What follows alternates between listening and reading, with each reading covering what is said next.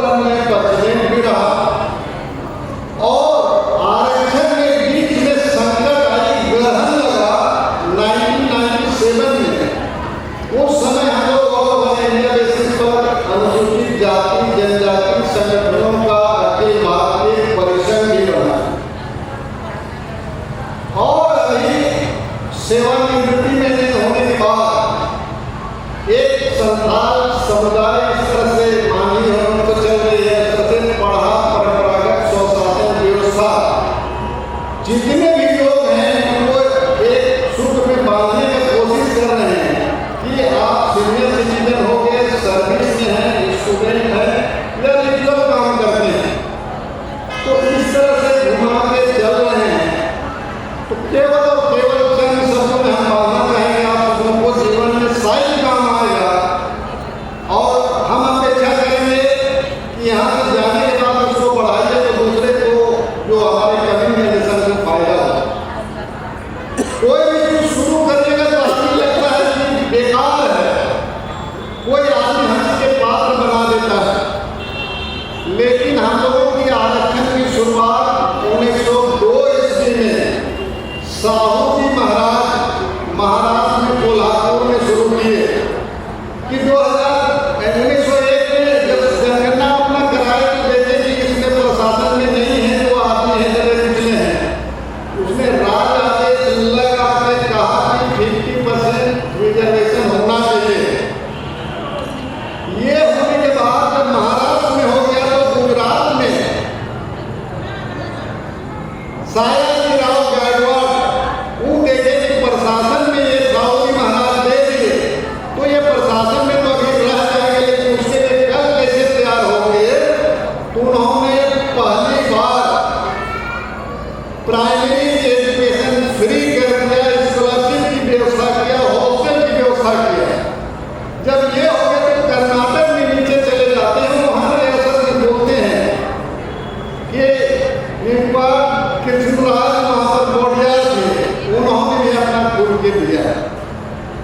तो हम लोग काम करते हैं, नहीं दिखता है, लेकिन एक लोग साहस कहाँ से मिली?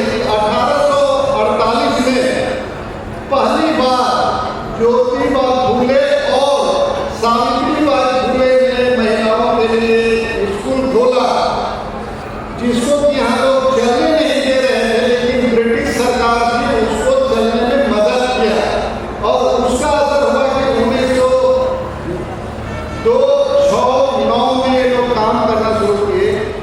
उसके बाद देश आजाद तो संविधान बना तो हम लोगों को पहली बार लिखित रूप से जो मिलना चाहिए।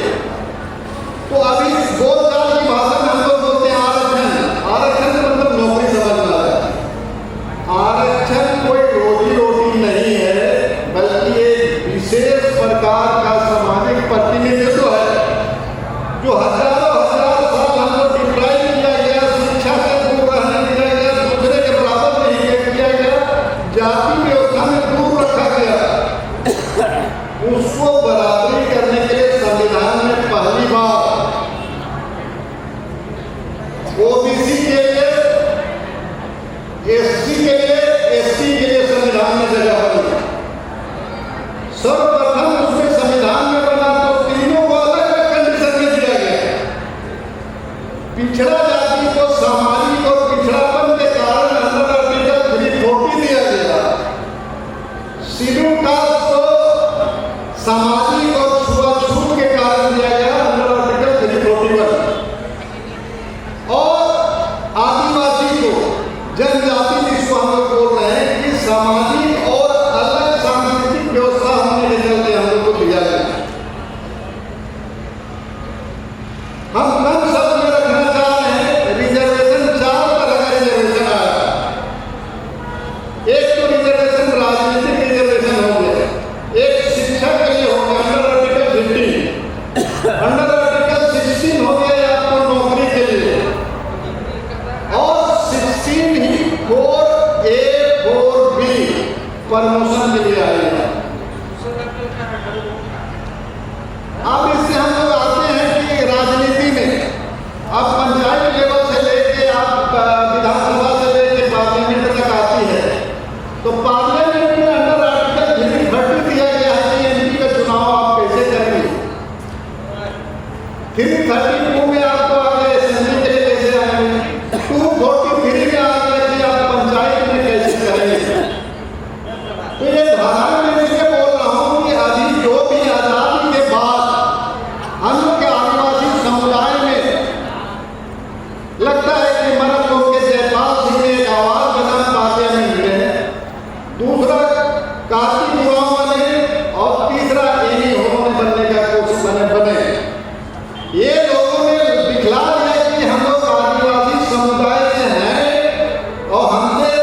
देश को सीखने की जरूरत है, तो हमको रिजर्वेशन दिए हैं तो हमको मिलना चाहिए।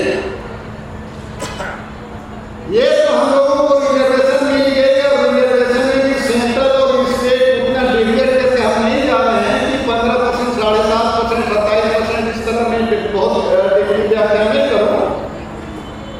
ये जब देश आजाद हुआ तो 2 दशक तक 70 तक जितने भी मेरे पढ़े लिखे आदमी थे, मोटा मोटी नौकरी हो गया या ब्यूरोक्रेट्स जो बैठे हुए थे हम लोग को नौकरी में नहीं देखना चाहते थे, तो वहाँ वो लोगों को लिख देते थे नॉट फाउंड सुइटेबल, और उस पोस्ट को हम लोग को नहीं देते थे SC ST को, और वो चला जाता था, जनरल हो जाता था, उसमें उन लोगों को पोस्ट दे देता था। कार्तिक ने 1967 में मिसेस गांधी से कहा, ये संविधान तो बनी हुई है, लिखा हुआ है, लेकिन आपको ऑर्गेनाइजेशन में मेरे आदमी लिखते नहीं हैं। तो ये तत्कालीन प्रधानमंत्री इंदिरा गांधी ने सर्वे कराई कि जितने डिपार्टमेंट हैं, इन लोग को जो रेशियो दिया गया है उतना मिला कि नहीं मिला। तो और रेशियो निगेटिव मिला कि नाम मात्र के लिए संविधान में रह गया।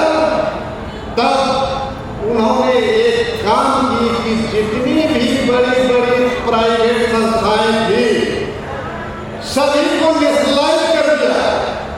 1969 में 14 बड़े बड़े बैंक को राष्ट्रीयकृत कर दिया, कोल इंडिया हो गया, तेल कंपनी हो गई, जनरल इंश्योरेंस हो गया। इस तरह बड़ी बड़ी संस्थाओं को नेशनलाइज कर देने के बाद बैंक का शाखा गांव-गांव में फैला दिया और तुम वैकेंसी क्रिएट करो। और इन्होंने करीब आपको 75 से लेके 80 तक एक्सक्लूसिव बना ड्राइव लाया SC ST के लिए, जो शायद हम लोग दिख रहे हैं उसी में से आए हुए मध्य वर्ग के हम लोग को जन्म हुआ। लेकिन ये गलत साथ में आ जाती है कि SC ST के साथ हमारे भाई OBC भी हैं। OBC कभी ना अपने को पहचान नहीं पाए, अगर अपने को पहचान पाए रहते तो हमारी ताकत को समझते। इसके लिए रिजर्वेशन देने के लिए किन समुदाय जात को रखा जाए रिजर्वेशन में? काका कॉलेज कमेटी 1953 में बनी, 55 में रिपोर्ट सबमिट किया। वहाँ एक चलाकी से सब लिख दिया गया कि अगर इनको रिजर्वेशन देंगे तो सामाजिक सौहार्द बिगड़ जाएगी। वो ठंडे बस्ते में चली गई।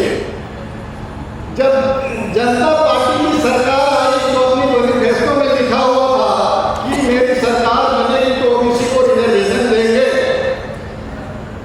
और तब तक बीपी मंडल का अपना कमीशन जो आए थे उनको भी ये लोग बनाने की कोशिश किया। तो मोरारजी देसाई आए तो उस समय जितने भी शरद यादव ने नजर से चढ़ाई की कि भाई हम लोग को रिजर्वेशन दिया जाए, उन्होंने कहा कि 53-55 का बहुत पुराना है, आपका सर्वे हो गया, इसलिए फ्रेश कमेटी बना देते हैं बीपी मंडल का, उसको बांट देंगे।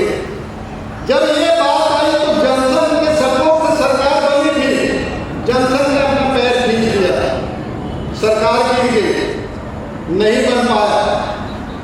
उसके बाद में फिर रामविलास पासवान, शरद यादव और चौधरी कांशीराम का जो टीम था, इन्होंने फिर घेरा। तो जनता दल की सरकार 1990 में जो आया, उन्होंने भी मैनिफेस्टो में दिया कि मेरी सरकार बनेगी तो OBC को हम आरक्षण देंगे। और 13/8/1990 को उन्होंने डिक्लेयर कर दिया कि हमने मैनिफेस्टो के अनुसार आरक्षण दिया। लेकिन ये फॉरवर्ड क्लास जो थे उनको बर्दाश्त नहीं हुआ, और जैसे ही आते हैं यहाँ से डिसीजन, उधर इंदिरा साहनी ने सुप्रीम कोर्ट में केस कर देती है। मैंने इस बात को इसलिए जोड़ा कि आगे आपको समझने में आसान होगी कि इंदिरा साहनी जब केस कर दी तो केस की डिसीजन आया 1992 में। कंडीशन आया कि OBC का जो पॉपुलेशन है 27% ही आरक्षण देंगे, OBC में क्रीमिलियर लागू होगा, आरक्षण 50% से ऊपर नहीं जाएगा, SC ST OBC को आरक्षण प्रमोशन में नहीं मिलेगा,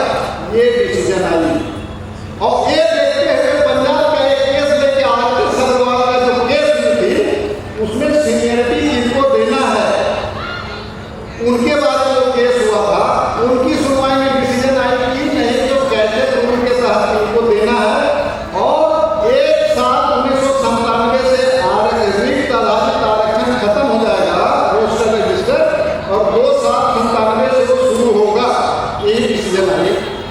ये डिसीजन आने का प्रतिफल ये हुआ कि गवर्नमेंट ऑफ इंडिया ने 5 DOPT ऑर्डर्स लाया 1997 में। 30 जनवरी 1997, 2 जुलाई 1997, 22 जुलाई 1997, 13 अगस्त 1997 और 29 अगस्त 1997 को, जिसमें आपका सीनियरिटी को खत्म कर दिया। रिजर्वेशन का जो रूल थी उसमें बैचलर को डाल दिया कि 50% में ही आप रहोगे। प्रमोशन 5 साल के लिए एक्सटेंड किया था, नहीं मिलेगा, और सीनियरिटी भी आपको नहीं मिलेगी। ये तमाम सारे केसें आई, और इसका जब मैं प्रोटेस्ट कोई भी पॉलिटिकल पार्टी किया और न कोई सामाजिक संस्था आई, उस समय एक भारतीय राजस्व सेवा में इंडियन रेवेन्यू सर्विस में रामराज हुआ करते थे। डिप्टी कमिश्नर होते हुए उन्होंने ललकारा, ये संविधान के विरोध में है, तो लड़ना चाहिए, और उन्हीं के नेतृत्व में पूरे राज्य में बना। तो राज्य में हम लोग भी आए, हम लोग भी नेतृत्व में गए, और 97 के बाद जो लड़ाई शुरू हुई, अभी तक हर एक साल नवंबर से दिसंबर रामलीला मैदान में प्रोटेस्ट होती है। नतीजतन सरकार को करना पड़ा कि अंदर संशोधन संविधान में 77 लाना हुआ, 81 संविधान संशोधन हुआ, 82 हुआ, और 85 संशोधन करके हमारे आरक्षण को बचाया गया। इतनी दूरी चलने के बाद अफसोस तब लगती है कि हमारा आरक्षण जो दिया हुआ है, माननीय तत्कालीन प्रधानमंत्री इंदिरा गांधी ने सबको नेशनलाइज करके पूरा हमको नौकरी दे दी। अभी सरकार आए तो जितना नेशनलाइज किया हुआ तो सबको प्राइवेटाइज कर दे रहा है। प्राइवेट में रिजर्वेशन आप नहीं दे रहे हो। यदि आप प्राइवेट कर रहे हैं तो प्राइवेट में आपको रिजर्वेशन चाहिए। दूसरी बात हो गई कि जो भी राज्य सरकार है, आदिवासी को फायदा नहीं देना है, नहीं जाना है, या मेरा जो नेतृत्व कर रहे हैं राजनीतिक नेतृत्व, वो पार्टी का पहले गुलाम हो जा रहे हैं। हाउस में कुछ नहीं बोलते हैं कि हमारे देश में कानून नहीं बनता, उसमें नहीं बोलते हैं कि हमारे फेवर के लिए कानून बनने में कुछ नहीं बोलते हैं। अभी सरकार ने अपना यहाँ आउटसोर्सिंग और कॉन्ट्रैक्ट पर बहाली हुई है।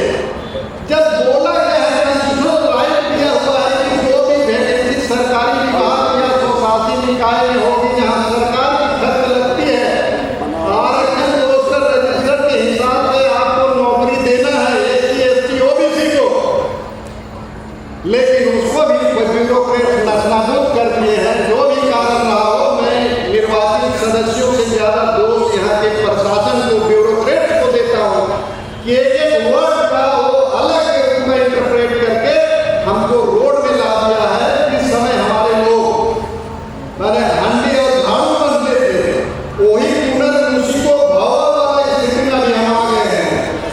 हमारी शिक्षा बर्बाद हो गई, सरकारी स्कूल बर्बाद हो गया, और इंडिया में 96,000 स्कूल लगभग हुआ। हमारे झारखंड में 14,000 का डिमांड किया था, हमने लड़ झगड़ के किसी तरह से 9,000 ही या 5,000 उसको बचाया। तो एजुकेशन भी मिल गई, नौकरी भी गई, और कारपोरेट जगत आ रहा है, पूरा मेरे जमीन को एक साथ हड़प के ले जा रहा है। हमारे जमीन है, खाता खतियान है, कास्ट सर्टिफिकेट मिलता है, तो हम लोग आदिवासी पहचान में आते हैं।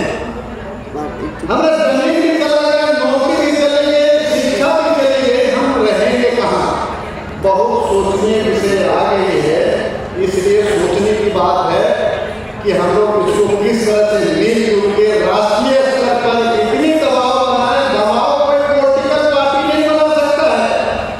इसी तरह का जो है इंटरनेशनल संस्थान काउंसिल टाइप का जो चीज होगी वही बना सकता है।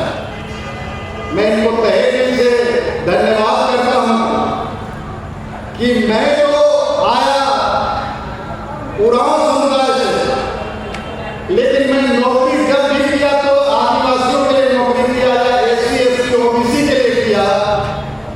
सदा